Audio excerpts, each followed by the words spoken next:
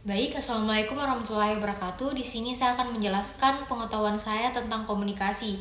Jadi, komunikasi adalah suatu proses ketika seseorang atau beberapa orang, kelompok ataupun organisasi, masyarakat menciptakan organisasi menggunakan informasi agar terhubung dengan lingkungan orang lain. Nah, adapun dasar-dasar dari komunikasi, yang pertama yaitu intrapribadi atau diri sendiri. Ini adalah komunikasi atau penggunaan bahasa yang pikiran terjadi di dalam diri sendiri. Dalam komunikasi ini, posisi seorang individu menjadi pengirim atau komunikator sekaligus penerima pesan, komunikan yang memberikan feedback terhadap dirinya sendiri. Nah, yang kedua yaitu antar pribadi, komunikasi yang melibatkan seseorang dengan orang lain demi mencapai tujuan tertentu.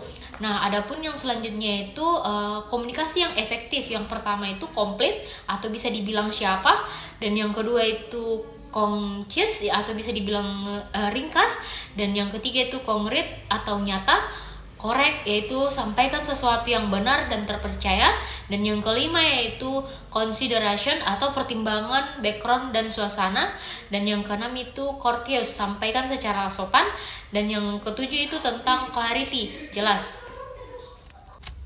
Baik, selanjutnya nomor 2 itu tentang segmentasi merupakan fokus utama dalam pemasaran. Apakah Anda setuju atau tidak setuju?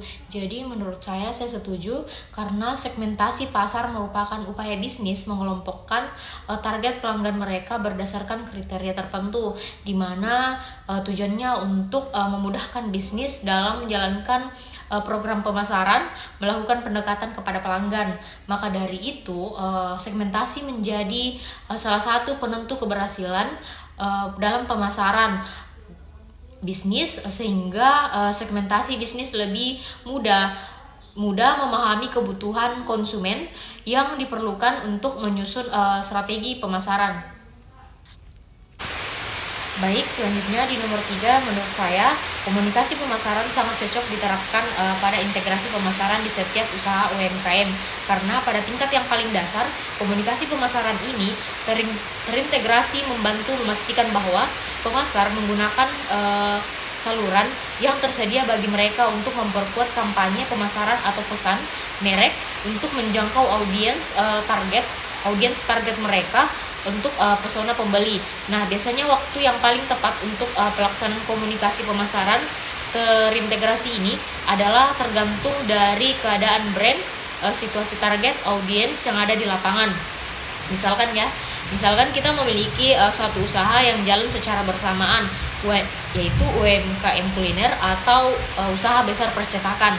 Nah, di sini kita bisa melakukan komunikasi pemasaran terintegrasi dalam satu waktu, di mana dalam pemasaran ini kita bisa memasarkan brand kuliner serta usaha besar percetakan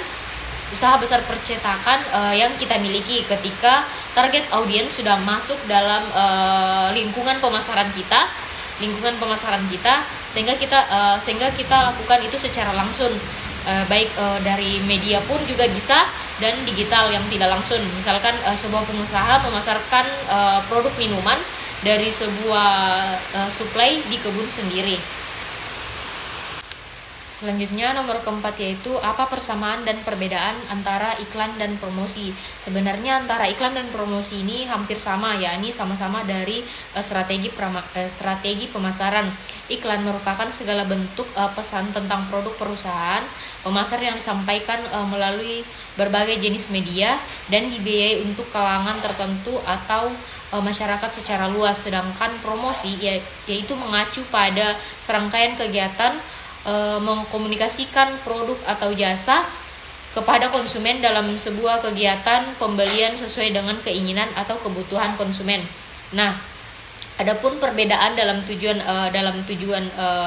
iklan dan promosi. Pada iklan sebagai sarana informasi untuk memberitahukan keberadaan sebuah produk, mempengaruhi pikiran konsumen untuk membeli produk, serta mengingatkan konsumen tentang produk dengan tujuan menaikkan penjualan. Sedangkan pada promosi yaitu merangsang pembelian produk, mengulangi pembelian produk, dan mempengaruhi konsumen untuk pembelian produk baru. Itu saja.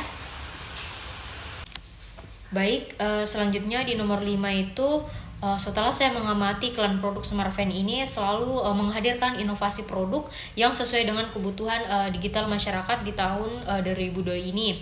Smartfren melihat kebutuhan internet masyarakat makin meningkat karena semakin banyak kegiatan yang dilakukan secara digital, baik itu belajar maupun bekerja.